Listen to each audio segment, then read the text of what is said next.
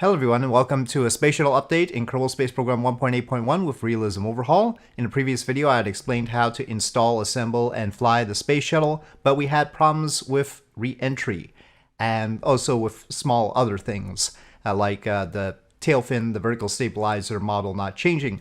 Now there has been a different version of the same Space Shuttle mod, originally the DECQ mod and then Radar's version of the DECQ mod, and there is now a DylanSemrau version of the mod, and that's on page 14 of the same thread that I'll link in the video description that was started by Radar. And so DylanSemrau has fixed a few things, and after we go down here a few, so here on May 28th there is a GitHub link. We go to the GitHub link. You will need to download the zip file here. There's no official release yet. I suppose it's still a work in progress, but we're going to download this zip file.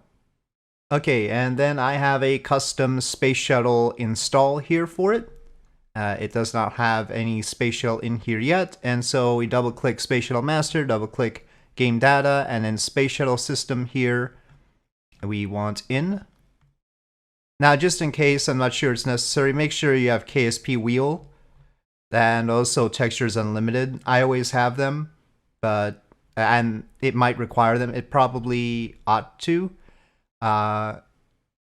Taking a look at the stuff that was bundled in the previous Space Shuttle system. So in the previous Space Shuttle system version, we had a fire spitter plugin, raster prop monitor, and KSP wheel.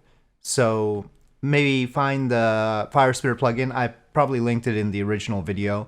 And get raster prop monitor. So JSI is the raster prop monitor folder. Make sure you have that, and KSP wheel, and that might fix some of the problems. Another problem you're going to have is with the textures, and that's because this mod, this version of the Space Shuttle system, fixes the textures, but Realism Overhaul also tried to fix the textures. So you have to go into the Realism Overhaul folder, go into suggested mods, go into Space Shuttle systems, and delete this shuttle texture switch file. Otherwise, you're going to have problems there too. So we've got that. Now I'm going to discuss the fixes I did in order to make the Space Shuttle re-enter properly. This is a bit technical, and so you're not gonna like it. But the fact is that it's better if you know what I have done than to just take the files and not know what the heck is going on, just in case you discover that maybe you want to change things again. So we're going to look into wing surfaces, and we also want to take a look at the fuselage in the Realism Overhaul configs. Okay. Now, the core of the problem is that the far aerodynamic model that we have here is, it's just not reading the wings right, and it's producing a net roll to one side. And that's because it's reading the two wings differently instead of being symmetrical, right? Because two wings are supposed to be symmetrical, but they're two different parts. Unlike normal wings in Kerbal Space Program where you put them in symmetry, these are two different wing parts, and I think that causes a problem. Same with the elevons here. So here we see that it deletes the original module lifting surface and introduces the far aerodynamic model. Instead of having far deal with the wing, and there's just an aerodynamic model for the wing. What this means is this is the chord. I think this is the area, or I think so. And then the mid-chord sweep is just the wing sweep, and taper ratio is the ratio between the chord at the root and the chord at the tip, and so forth. So there's just telling it the shape of the wing. Now that's tricky because shape of the wing, it's missing certain features of the wing. The thickness of the wing, for instance, it does not seem to play in here. So anyway, I'm going to just get rid of this. So I'm commenting it out, and I'll give you a version of my configurations so you don't have to do this. And I'm also commenting out the bit where it deletes module lifting surface, okay? And I'm going to do that for the elevons as well. And instead, we're going to directly edit module lifting surface, the stock model, in order to make the shuttle fly more appropriately. Now, I've done this in a different install already. I've got too many things. So if we take a look at wing surfaces, I've got this done here. Also, I've deleted this maximum drag here, and this section here is specific to the FAR aerodynamic model anyway, so I delete that. And I tried fixing the roll problem by getting rid of this rotation that was introduced, but that doesn't seem to do anything. But if with my version you find that either way the vertical stabilizer is going to be oriented weird in the SPH, so that's just going to be a thing. But yeah, I tried to fix that, and I've just let it be, even though the fix did not actually work out. So getting rid of the drag, getting rid of the lifting surface, and FAR aerodynamic model again. So if we take a look at the fuselage, they have deleted module lifting surface, and I've left that deleted. So there's no module lifting surface on the fuselage. That might be something that you want to change. Maybe you want to give it a module lifting surface. That might help. So the motivation for what we're doing is, first of all, fixing the roll problem. But then I'll discuss other problems that we're going to try and fix. So we've gotten rid of this, but we want to take a look at the original module control surface and module lifting surface to see if the numbers are good. So again, we're going to comment out in our newer version the drag numbers here. The reason it sets the drag to 0 is because FAR normally handles that, and since FAR is not going to be handling that in this case, we have to comment it out, and this is irrelevant here. Now, comparing my previously tweaked version that I've tested so far, I've added a little bit here that introduces a center of lift offset. The center mass offset is 0, 0, 0, so that's not a thing. But I moved the center of lift just a little bit, and so I'll put that into this version here. That was just, it seems to be a good thing. It's only by 1 meter in 2 directions, so it's fine-tuning it somewhat. And what you can see is I did some fine-tuning on the center of mass and center of lift of the crew section of the fuselage, so I'm going to add those in. Okay, and I think that just moves the center of mass and center of lift down, because I thought they were a little bit too high on the body.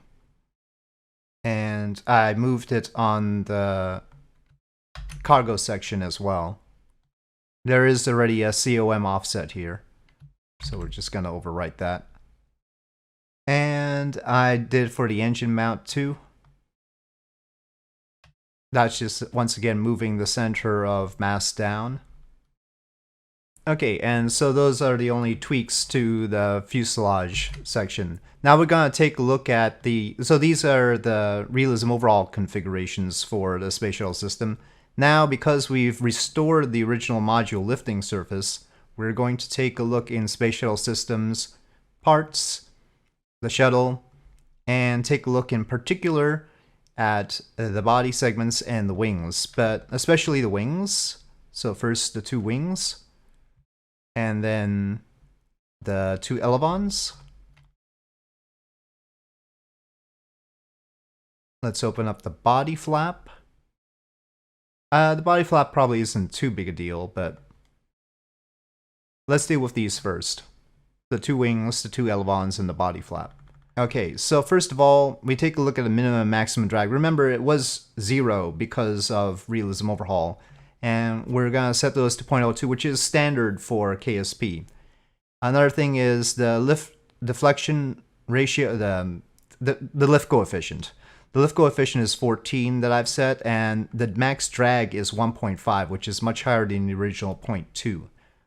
So we could do this in the Realism Overall configuration, but since it's not a FAR thing, we see 14 here actually, so that's fine. But we don't want 0.2 anymore here. We want 1.5. So it was originally 0.2, so we're giving it a lot more drag. The original numbers here are fine, so that wasn't something I changed. Okay, so I'm only increasing a whole bunch of drag onto the thing. And same here, we're just going to increase a lot of drag. And the reason for that is basically they're there are three problems, right? There's the roll problem, there's a pitch problem, and a yaw problem. The pitch problem is based on where your center of mass and center of lift are, so we've tweaked that a little bit. And then there's the yaw problem. The yaw problem happens if you're going too fast at a particular velocity, because then the shuttle systems can't keep a grip. And so the air is too thin, but you're going too fast. Then if you're high up, your RCS just can't hold on. And if you are lower, the vertical stabilizer can't hold on if you don't have enough drag, if you haven't slowed down enough by that point. So we need more drag to slow down. Even so, I've had to start to retro burn about 16 degrees ahead of time in order to hit Cape Canaveral than what I used to do in 1.3.1. So we've done the wings. We've done the, we need to do the elevons. So let's see, it's just increasing the drag, I think. You could increase the lift coefficient, but I'm not touching that. So 1 is what I set the drag coefficient to there. Make sure the 0.02 is, and 0.2 is there. And it doesn't look like I bothered with the body flap. We could increase that. Might be necessary, we'll see. But we'll leave it be. Okay, so next we need to take a look at the fuselage to make sure that the fuselage produces an appropriate amount of drag. So, shuttle cabin, cargo, engine mount. Okay, 0.2 is fine. 0.2 is fine. Okay, so the cabin producing only 0.01 is a problem. That's too little drag for us. I put it back to 0.2, 0.2, and 2, which is sort of the standard thing for Kerbal. Okay, actually the cargo section needs 0.2, 0.2, and 2 as well. I had the wrong file open there. Yep, 2 please. And the center of lift offset is the same.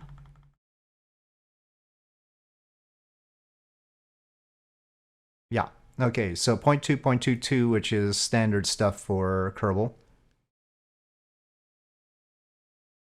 And then the wings having 0.02 is pretty standard as well.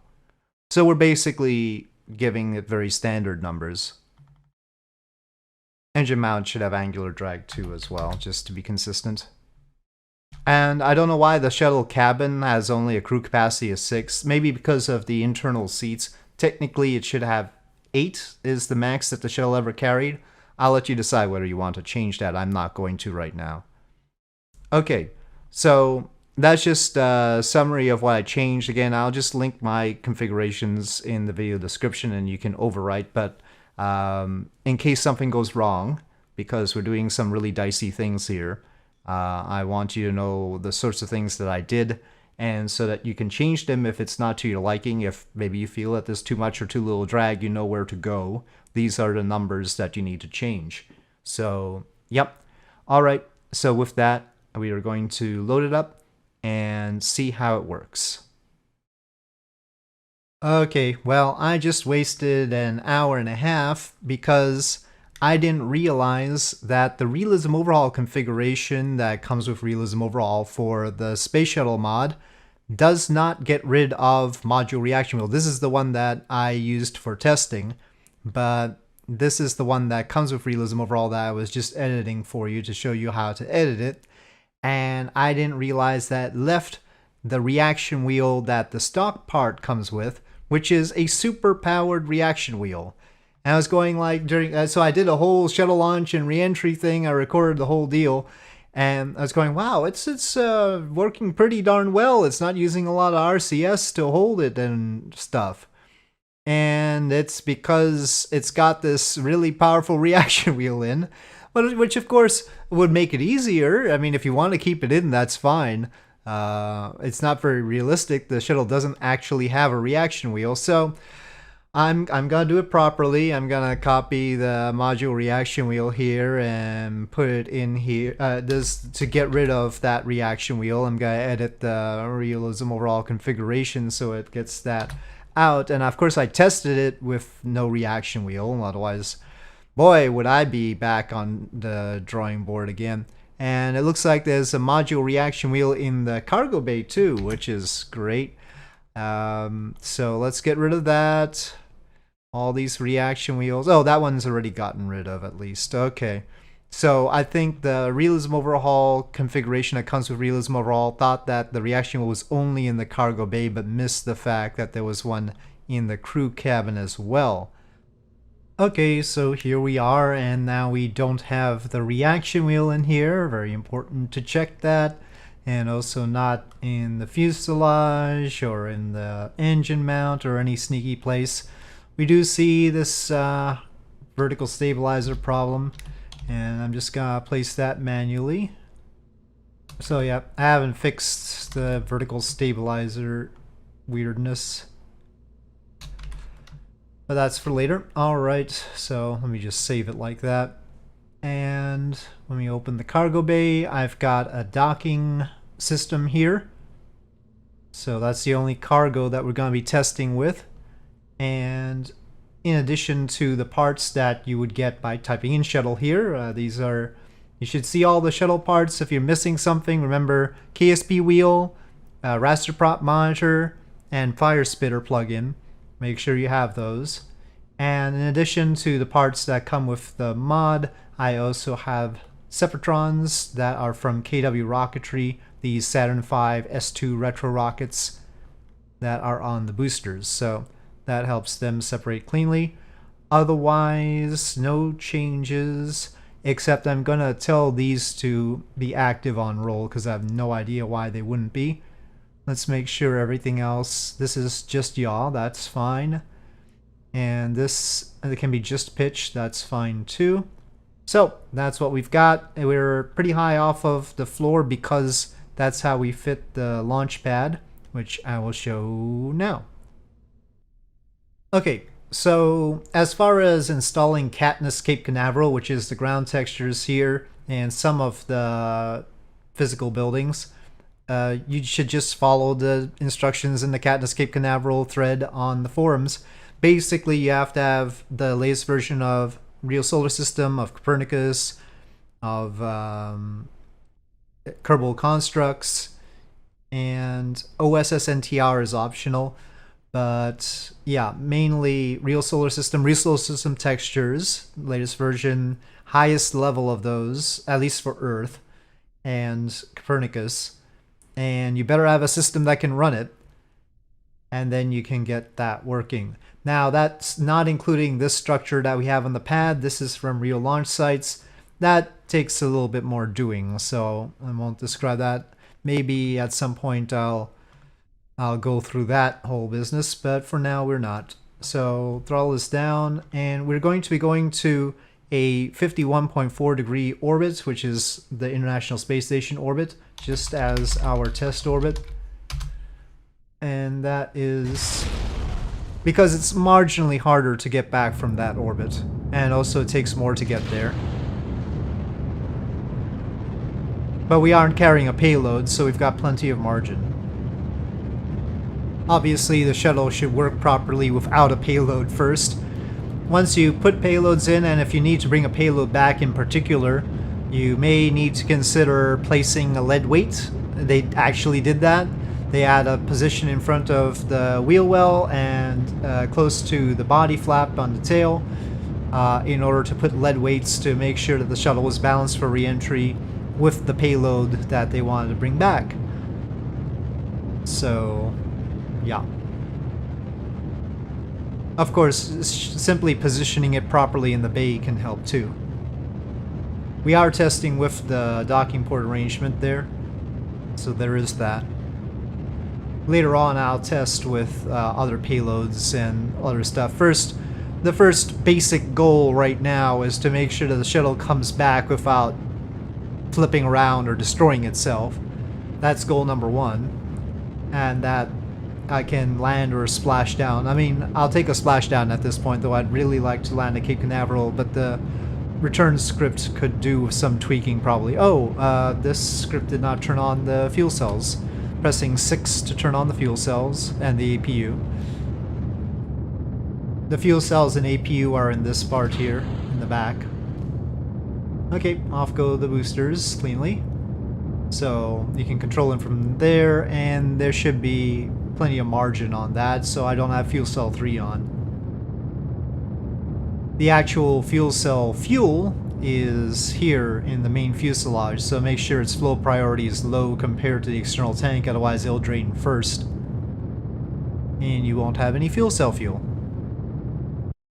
Alright, we are in not quite orbit. We are in external tank disposal mode.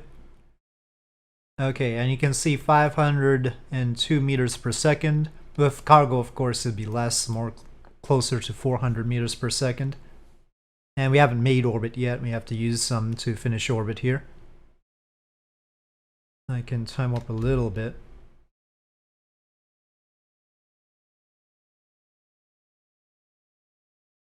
Right around here, I'll leave it to 10x, otherwise it's gonna have a little bit of trouble turning before it burns properly. A little bit of contrariness in the RCS, that's troubling. Obviously that is wasteful. We don't want to see that. The key here is we really want all the maneuvers to be done with a minimum amount of delta V, but since we're not carrying payload, I'll be wasting delta V deliberately in order to proceed with the test. One thing that may be different between my install and yours is that we have persistent rotation, so that also may make it a little bit harder for KOS, I don't know. Okay, the program is concluded. We're at 160 kilometers, but that's not high enough. So for the most part, for the test, we'll be at an hour and a half to simplify things. But first I'm gonna burn some extra. I want to sort of get in, start up the reentry script with 200 meters per second. So I'm gonna go ahead and use up 240, or that's what I intend to do. And that'd be about what you need for a basic ISS rendezvous, not including the docking, assuming that we had cargo in the bay. So we're actually going to overshoot the height of the ISS.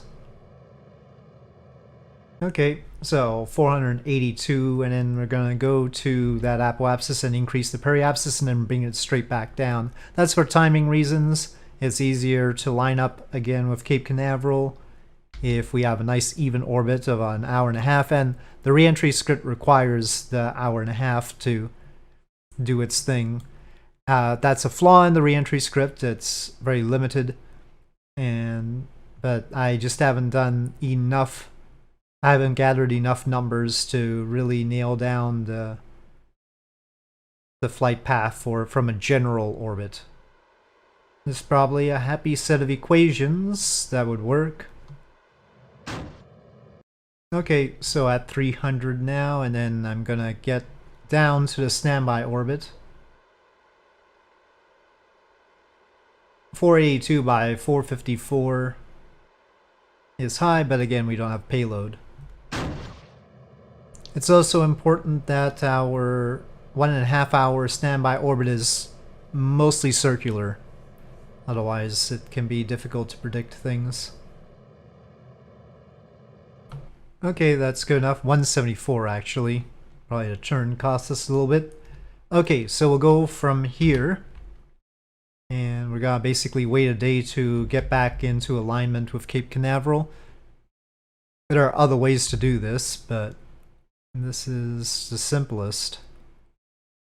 So now this should be the orbit before we come back. So the one that we start the reentry script on. And to see whether you're a good distance away, if we're in a 1.5 hour orbit, that means we make 16 orbits in a day. So we cover 360 degrees of longitude in a day. And that means that the next orbit will be 22.5 degrees to the west of where we are right now. Now, Cape Canaveral is 80.6 degrees west. So if we take 22.5 away from that, we want 58.1 degrees when we hit the same latitude. So the same latitude as Cape Canaveral is 28.6 degrees north, roughly. And so 26, 27, 28. And we see we're actually at about 59 degrees instead of 58. But 1 degree, hopefully our cross range can deal with that. So basically, yeah. Hopefully our cross range can deal with that. So I'm gonna start the script now. Smart ASS has to be off. And I'm gonna go edit reentry to get the latest changes in. Now, again, we're gonna be starting the reentry earlier than I did in 1.3.1. It used to be at 126 degrees east, but now it's gonna be 110. And obviously we have to start the script before we get to that. Throughout all this, I should have had the cargo bay open, and I'd be closing it right now. But I skipped that part. Cargo bay open because the radiators need that to function. Otherwise, it's going to get too hot.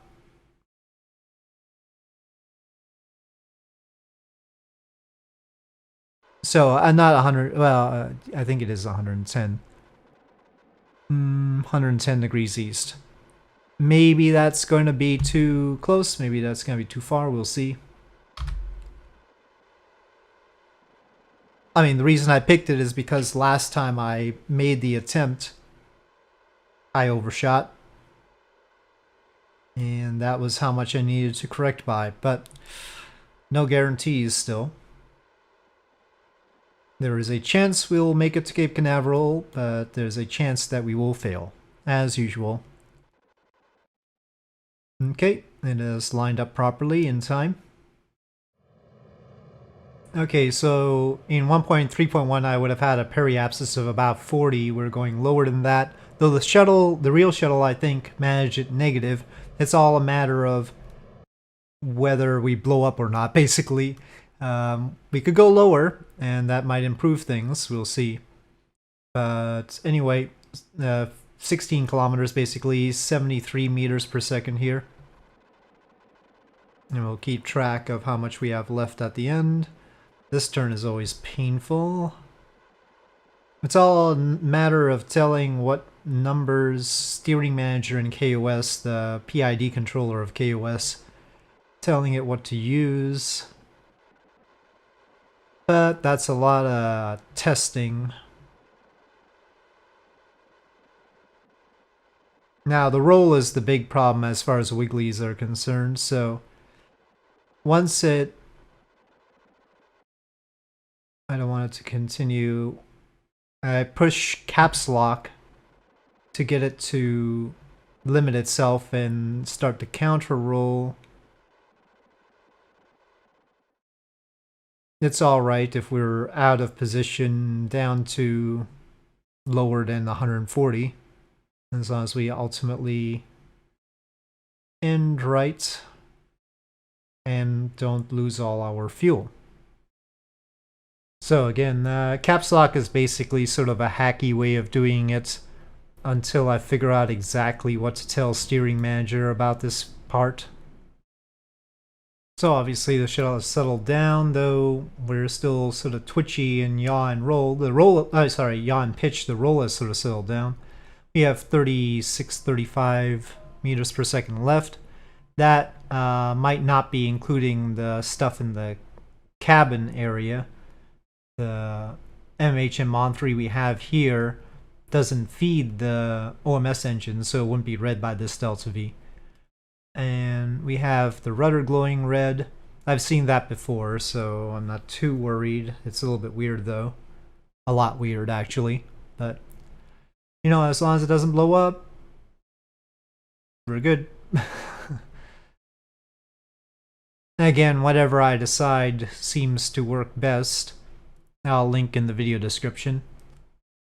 And you can just overwrite the existing files, so your mileage may vary. Okay, we see yaw coming close to maxing out here, so I'm prepared to release the caps lock. We've got 33 meters per second, so we do have to watch out for it, and I need to be cautious.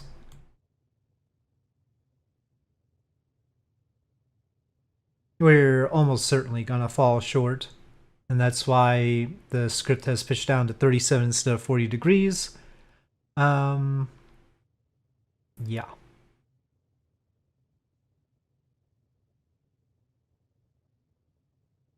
So again, my script doesn't do the use roll in order to control where it's going, because doing that for cross range is complicated and uses more fuel because of issues. But I mean, maybe if the shuttle got fine-tuned perfectly, we could do that and implement that instead. But for now, the roll wiggle is just too much, so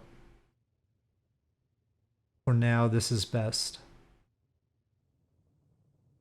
Okay, well, we're head further down, and now the yaw is maxed out, and it's starting to deviate, so caps lock is off.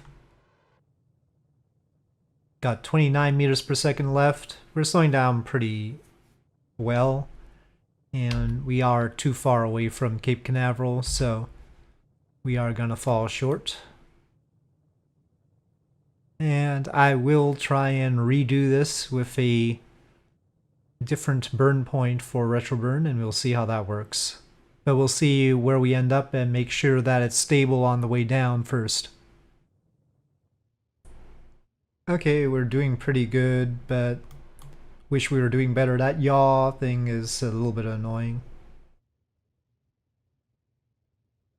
But I'm hoping that we'll be safe as far as not running out of RCS fuel too early, that's all. Of course, we're not going to end up in Florida. That's a whole other issue. We have some minor overheating on the OMS engines, but that's not too severe. So we could potentially aim for a lower periapsis instead, but it's sort of a trade-off, because aiming for a lower periapsis means that we are doing a longer reentry burn, which means we have to save more fuel for that. So, okay, we are nearing the pitch down point where it's going to start pitching down. That is necessary, of course, but we don't want to do that too quickly, otherwise we're going to require more from our rudder. So we want to bleed off as much speed as possible without stalling, and then pitch down. And then what happens after that will be key, because previously it had trouble staying in control after it started the pitch down and got to a certain altitude, so it wasn't able to successfully hand it off to me. Hopefully that's fixed. So we're sort of 7 degrees short. We're in the middle of the Gulf of Mexico, pretty close to Yucatan, so that's not great. So I'm gonna try this again, but I'm gonna try it again and get closer. So we'll do the retro burn 7 degrees further along, or 117 degrees. Yeah, I'll try 117 degrees. It's weird because previously I tried 115 and went long, so I don't like inconsistencies, but the script is going to have to deal with that by adjusting pitch, so I'm going to have to move around some numbers somehow to make it work out. It's probably because of the difference in mass, and there's a factor that determines where to set the periapsis based on the mass of the vessel. So I think I need to increase that factor, because we were very light, about as light as we could be this time, because we hardly have any RCS left. And possibly when I was testing before I was heavier. Heavier means that you'll go longer because you don't have as much drag with the same surface area, right? It's all about your mass over a surface area. The higher the mass on the surface area, the less drag it'll get. and the drag force, well, okay, the effect of the drag force, the deceleration due to drag will be reduced, and so we are going to go long, and the less mass on the same surface area will tend to go short. So this is as short as we're going to end up going. Okay, but so the next test I'll keep some more extra fuel to basically act as ballast. Now the script handed off to me at 20 kilometers, but it's just on SAS and not touching the controls, and that's deliberate. So I want to see that it's all nice and stable without my intervention at all. And I'll take control at 2 kilometers, I think. Okay. And pulling up a bit, gently, gently.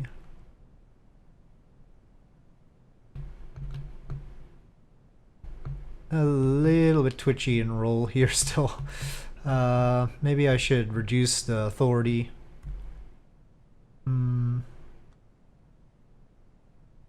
Let's go for 17, I suppose.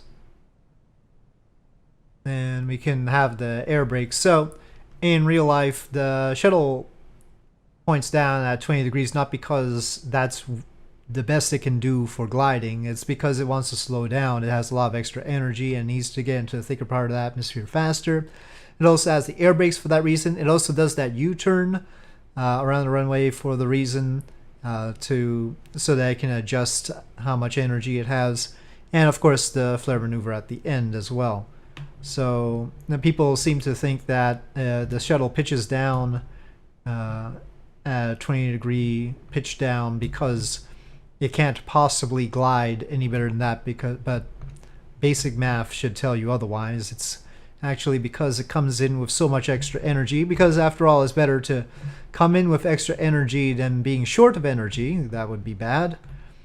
And so, but still, I would say that this currently has too little drag. And we'll see that I'm gonna burn energy by doing sort of a turn. At least it turns all right. But we'll see that by the stall speed. That's ultimately the best way to tell how the flight model is. So we might end up bumping up the drag, but at least it was stable. So goal number 1, we can fly this space shuttle. And we can bring it back safely. That's the important thing. I don't know if we can go any lower in the atmosphere with the OMS engines glowing like this. That seemed to be come about at the last bit though, for some reason. The split rudders here don't do anything. You can see it doesn't affect braking at all. You can see the deceleration rate now, and with them open, doesn't change. So that's just for show, unfortunately. Okay, it feels pretty close to stall speed here. That's a little bit lower. 2.2, so 165 miles an hour.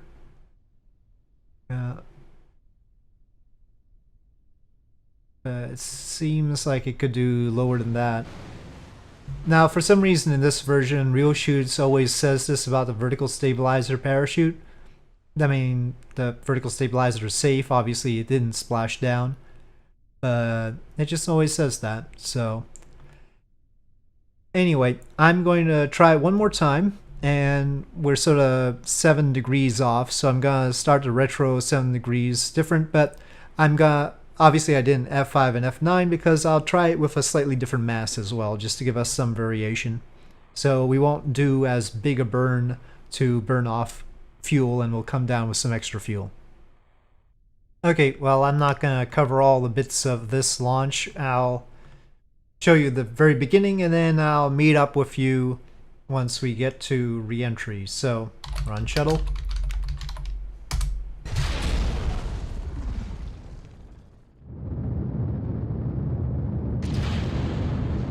And off we go. So, yep, this time we will adjust and see if it works. I mean, as far as reentry is concerned, I think it's worked pretty well. I feel happy with sharing my little tentative fixes with you, though, again, we can do better. But now it's just a matter of the reentry script, not the testing of the shuttle itself. So we've got workable shuttle configs. Okay, so here we are again. We have 215 meters per second left prior to re-entry burn. And so that's what we're starting off with. It's a minor difference, not like carrying a payload back down, but well, we're changing another variable right now anyway by editing the reentry script and changing the burn point, which is this line here. And I'm gonna set that to 117. You can see original was 126, so basically not quite what it was in KSP 1.3.1 yet, but we'll see if it works. Okay. I have to say, I don't know why we don't have crew portraits here. Maybe I have the wrong version of raster prop monitor or something. Let me just check. We do have crew. 6 crew members there. But no portraits, so I'll have to see about that. Bit of a flaw. I remember somebody mentioning something about that before though. So I'll just look through and see what the fix is. Okay, we have ignition.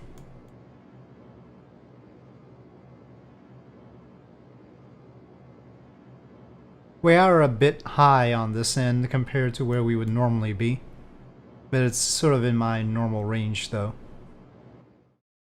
Alright, we have 121 left at this point. Slightly lower periapsis. It was closer to 16 kilometers last time because we are slightly heavier. So about 89 meters per second left as it tries to straighten out here. Looks like we are going long, at least that's what the script thinks right now. Okay, we're around 66 kilometers and we've still got 78 meters per second. We're getting close to where I have to release caps lock.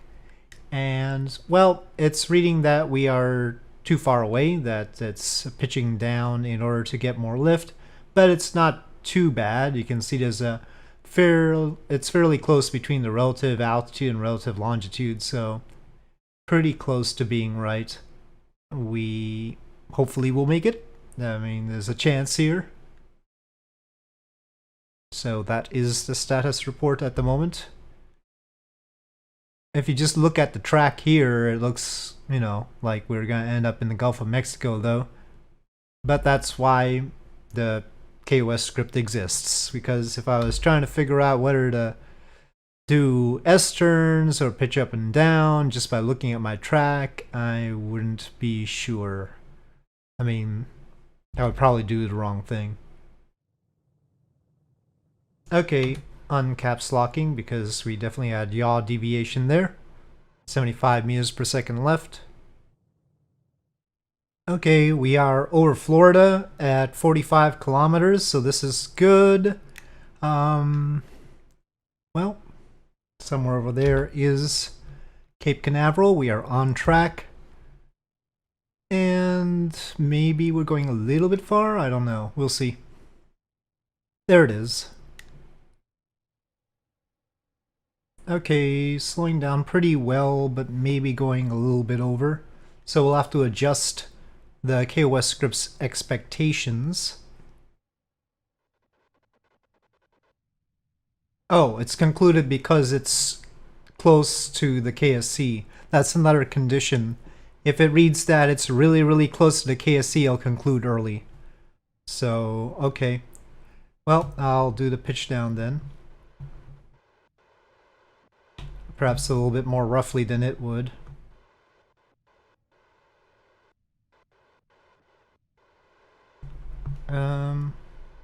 Yeah, I may want to remove that condition. We've got the yaw problem a bit. It's going off. It's going off. I'm gonna have to force it a bit. Oh. Okay, maybe okay.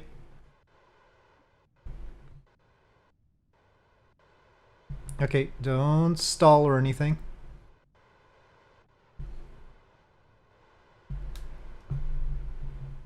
Oh, that's not good, that's not good.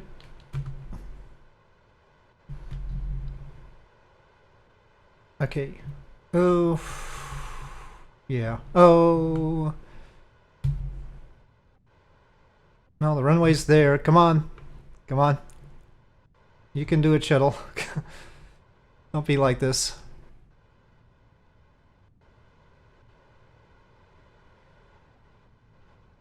You saw how nice it was when KOS was handling it. It's just being mean to me. Maybe I'll do caps lock. I don't know. Oh, it still pulls up pretty hard.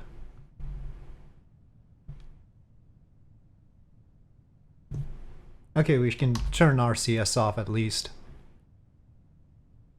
Okay, well, can we get back there? I don't feel like caps lock's doing anything particularly useful.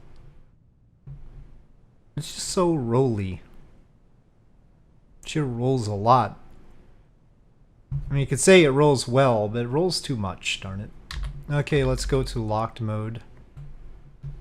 Yeah, I mean, the roll. Okay, I'm gonna do the same thing as before. Authority limiter 12? Let's say 12. There's a heck of a time to do this, but...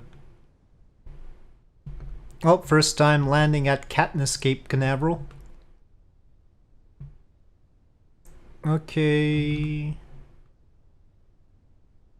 Not looking too bad, a little bit fast.